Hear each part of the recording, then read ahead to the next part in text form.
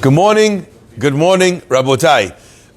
Breakfast in the class today is sponsored anonymously in honor of the Sarur and Chira families in celebration of the birth of baby Rini to Cookie and Richard Sarur. All of our listeners should wish and should bless the baby and her happy parents. A lot of nachad, rov nachad gedusha for many, many years. The week of Kol Brew is dedicated to loving memory of Sammy Sayed. The Ilui Nishmat Shel Woman of Rivka, sponsored by his son Isaac Sayed.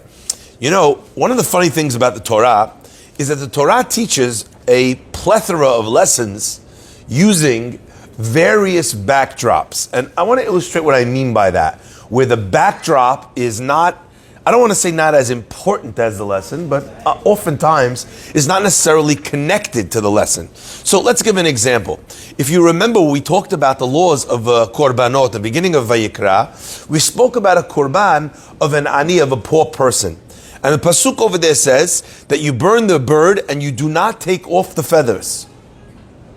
And why don't you take off the feathers of the bird? Because when you take the feathers off, a little tiny bird that this guy was able to afford, because he only has $1 to bring a korban, okay, the bird looks very scrawny. So he's embarrassed that that's his korban. So therefore, when they bring the korban on the mizbeach, they say, leave the feathers. Even though the smell of burning feathers, says the Gemara, a person can't withstand that smell. The smell is so bad, and that would fill the Beit HaMikdash, this terrible smell. Look at the God of the Jewish people. Look at how he looks at the situation. He's happy to have his house smell terrible in order that what? In order that a poor person should not be embarrassed. So let's take a look at for 1 second. The lesson, the backdrop of the lesson is the intricate and complicated laws of bringing a sacrifice. But where does that lesson land? Does it land in the laws of korbanot, of sacrifices? No.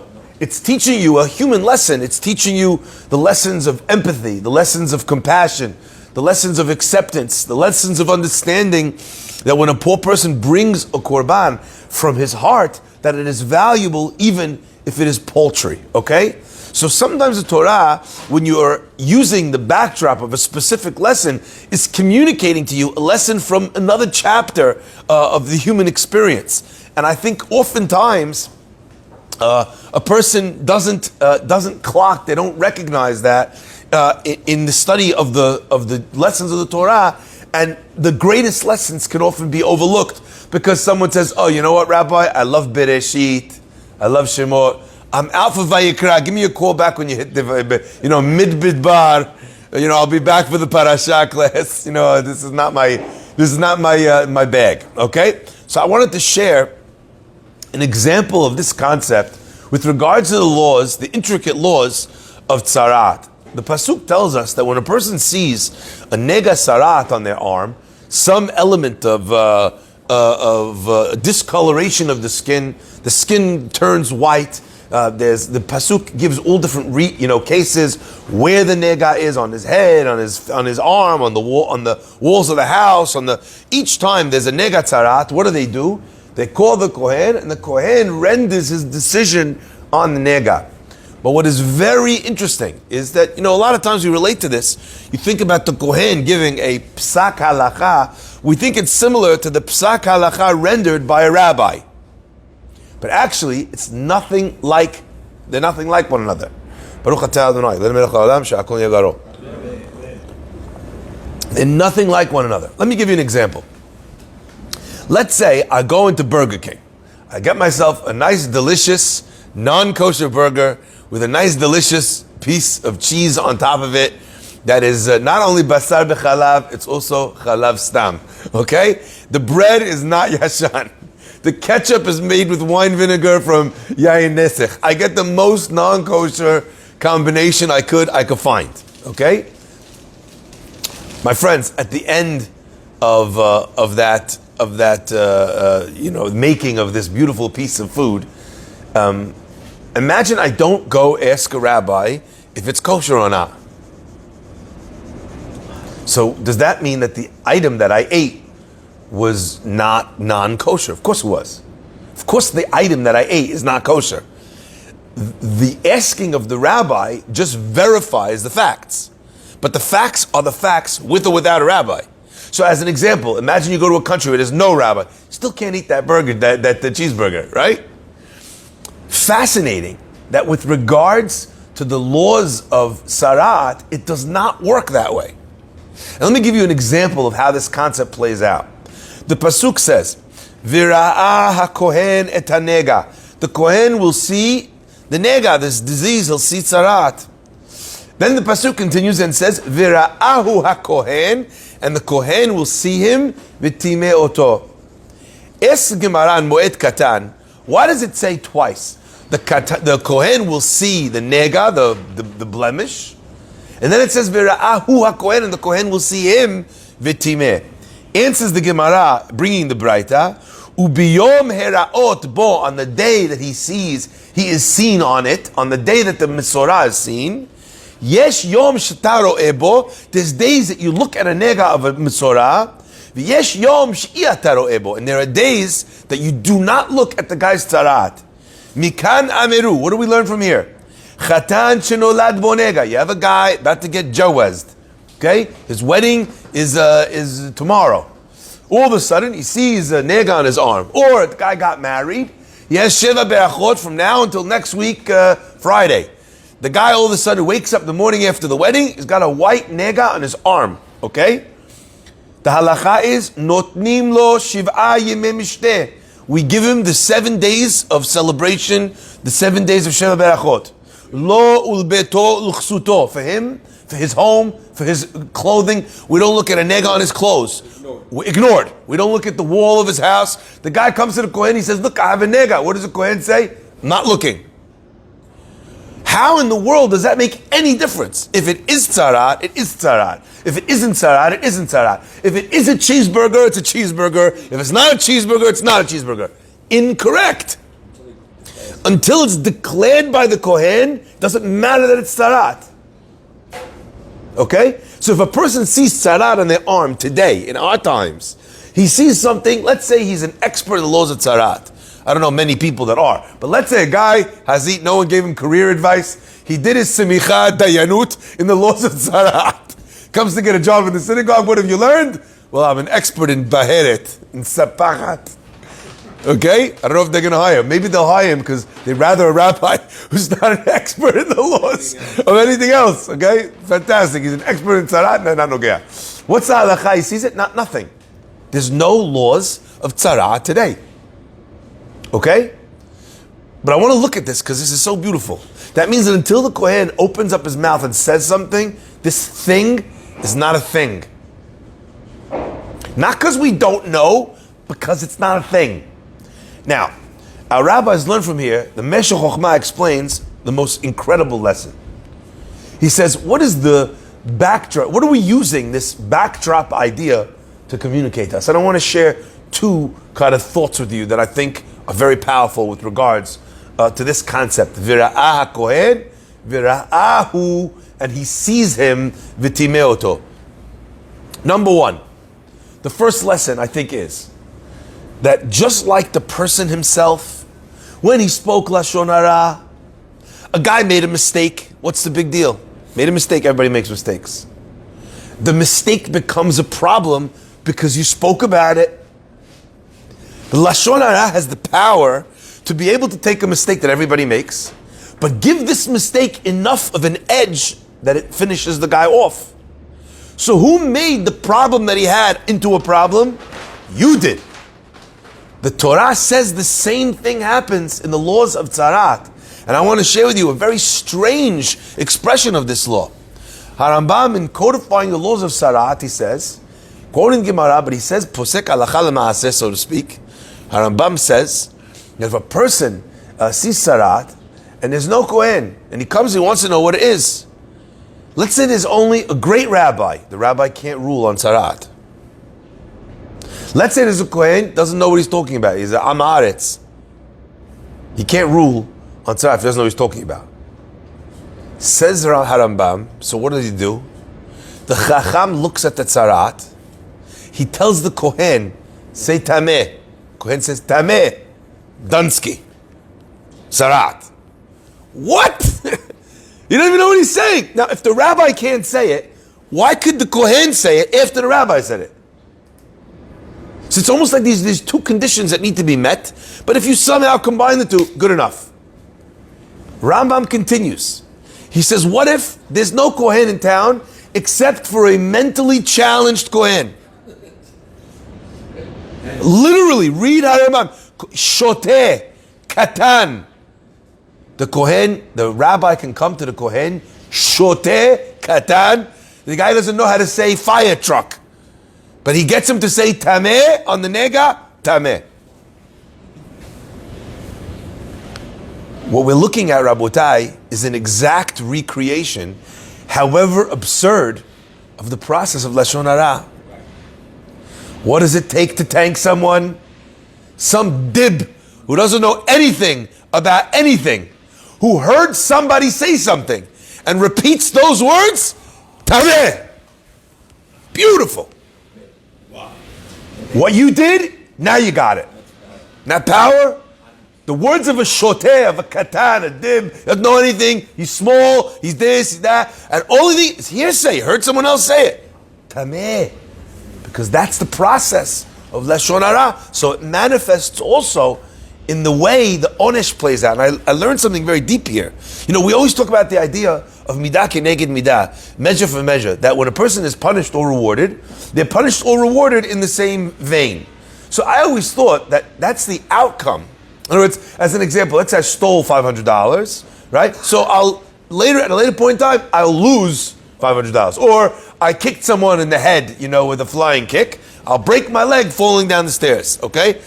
Midah kinegi midah is almost like where we apply the punishment to is the place from which, but actually what we see over here is that the entire process gets recreated in the midah kinegi midah. Even the method in which you did the avon, never mind how you did how much. Isn't that beautiful? You see over here, because we're even paying attention to the evolution of the process of the avon. So that's number one I wanted to point out. Number two I want to point out is something maybe a little bit broader, a little bit wider.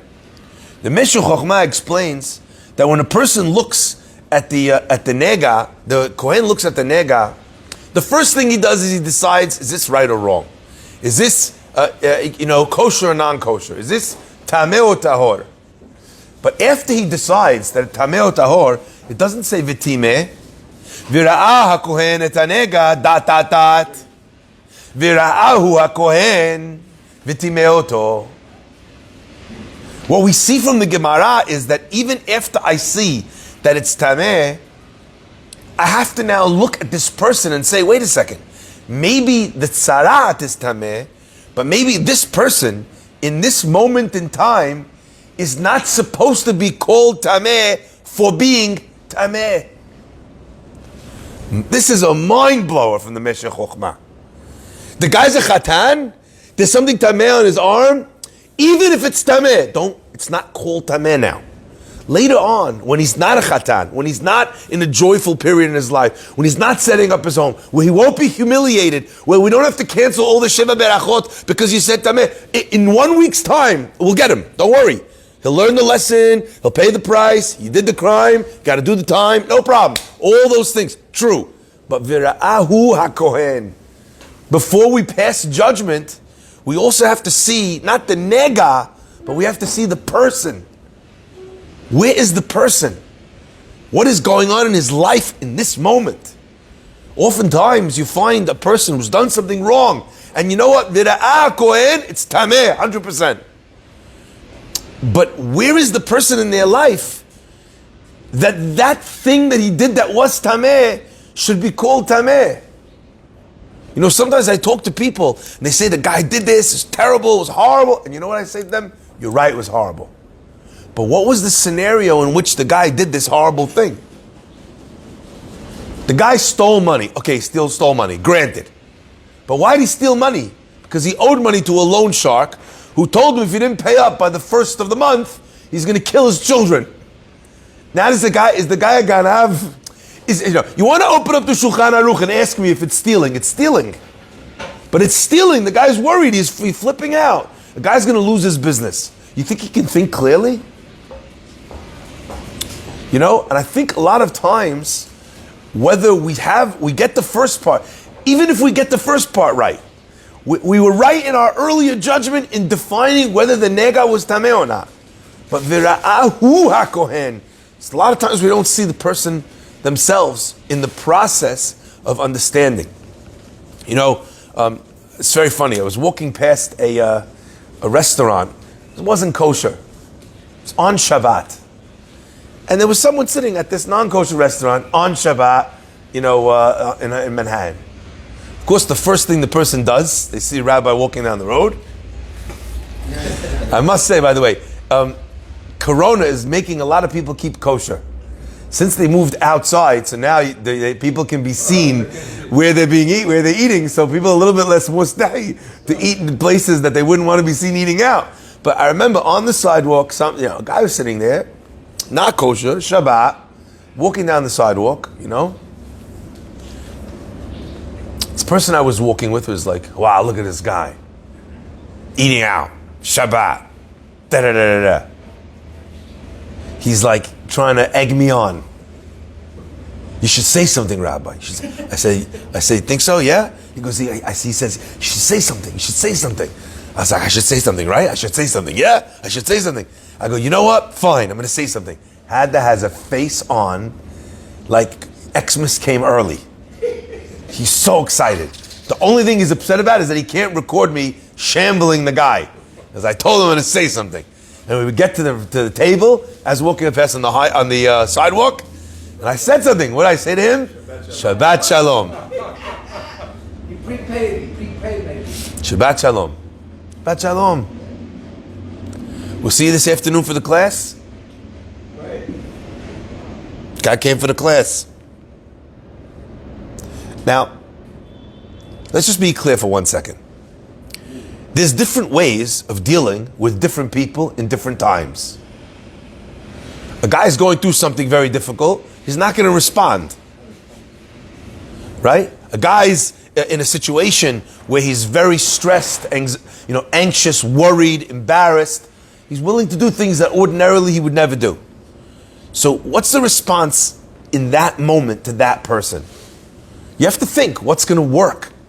There's no point in tochacha that actually the person's not going to listen to. In fact, our rabbis tell us, Kishem, just like there's a mitzvah to give tochacha to someone who's going to listen, so too there's a mitzvah not to give tochacha to a person that won't. Al tochach letz pen yisnaeka. Don't give tochacha to a scoffer because he's going to hate you. But the halacha is you have to give tochacha. And there is a tochacha that you could give. It's 2 words. Shabbat Shalom. Good morning. Good afternoon.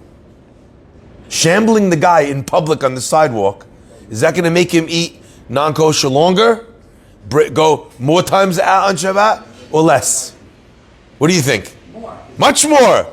Oh, the rabbi shambled me in front of everybody. If this is Judaism, I want no part. Vira'ah hakohen et hanega. Vira'ahu hakohen v'timeoto. See the person. And then, when the time's right, the guy's now in shul. Now he's already kind of feeling good. He's in zone. He's praying. He's more. Now you could say to him, you want to go to a restaurant on Shabbat? Maybe you could make arrangements with Talia's Steakhouse. It's kosher. You could pay before the place is open. They have the reservation. Everything is cooked. It's everything. You feel like you need to go. There are places.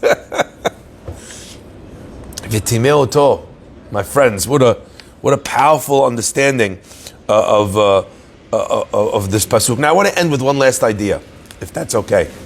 One last concept, and it's such a beautiful idea. We heard some beautiful words from this same Talmid Chacham last week when we were studying in the Shabbat afternoon class. His name was Rabbi David Tebeli. And he says in his Sefer Nefesh David, he brings a beautiful question. We know that what is the tzarat that we see on a guy's arm, right? Can be a damdam. It can be yirakrak, right? It could also be Baheret levana, white. And the question is, that's a strange thing. Because in the Torah, white is associated with what? With purity. So the Kohanim, the Begadim, the Beged of the Kohen is white, Bigdei Lavan. On Yom Kippurim, the Kohen Gadol switches from his regular clothes into white clothes. The string in the Bet HaMikdash that would illustrate that the Korbanot was accepted turned from red to white. White always symbolizes purity. Why would the color of Tzarat encompass also the color white? Powerful, right? Good question. I'm going to leave his answer. But my friends, I think sometimes the biggest nega in the world, the biggest problem in the world, is a person feeling they're pure. Rabbi, tell him something. Nail him, kill him, destroy him, stab him in the face repeatedly on the sidewalk, eating non-kosher. Yeah. Because I'm so pure. Because I'm so holy. When a person speaks Lashon Hara, they speak Lashon Hara oftentimes from a feeling of supremacy. I would never do that. I would never say that. I would never go there. I would never eat that. I would never marry that. Right? I'm so holy. Sometimes the nega that a person has could come from another color, from some other reasoning, from some other feeling, from some other place. But a lot of times, the negaim that people have comes from a feeling of supremacy. And I was going to title the name of the shiur, but decided against it. I was going to call it white supremacy. Like they say, J for J, just for jokes. But I don't know. I think if I title that, I put that online, I'll get all the wrong people listening to the shiur. May Hashem bless us always to see other people, not just to see their nigaim, but to see them as well. To see what day of the year are they in. What is going on in their life right now. And to understand their nega in the context of where they're going, of what they're going through. And then to decide how we would like to pass judgment upon them. Baruch Adonai Le'olam. Amen ve'amen.